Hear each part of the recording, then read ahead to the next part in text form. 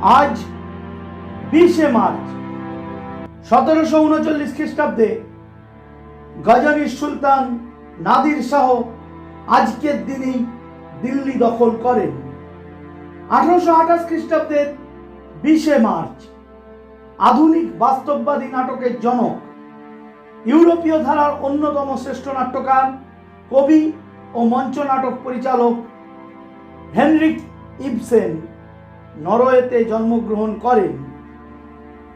1916 খ্রিস্টাব্দের 20শে মার্চ বিজ্ঞানের জগতের এক গৌরবের দিন।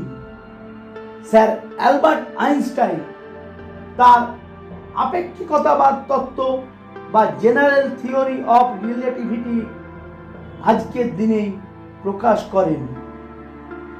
1929 খ্রিস্টাব্দের 20শে মার্চ বাংলা ছড়া গানের যশস্বী শিল্পী সনৎ সিংহ জন্মগ্রহণ করেন।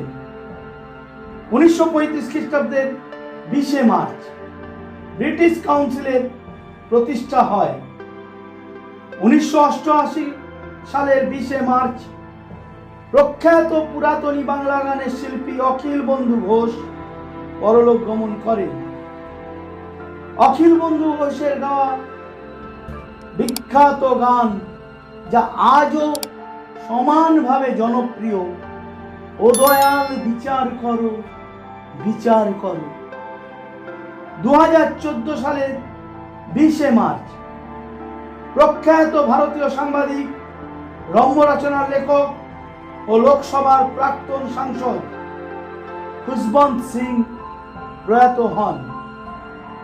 2020 খ্রিস্টাব্দের 20শে মার্চ অর্জুন পুরস্কার, পদ্মশ্রী পুরস্কার এবং ফুটবলের ক্ষেত্রে উল্লেখযোগ্য অবদান রাখার জন্য 2004 খ্রিস্টাব্দে ফিফার সর্বোচ্চ পুরস্কার অর্ডার অফ মেরিট জয়ী প্রখ্যাত ভারতীয় ফুটবলার এবং কোচ পিকে ব্যানার্জি ওরফে প্রদীপ কুমার ব্যানার্জি 83 বছর বয়সে পরলোক গমন করেন।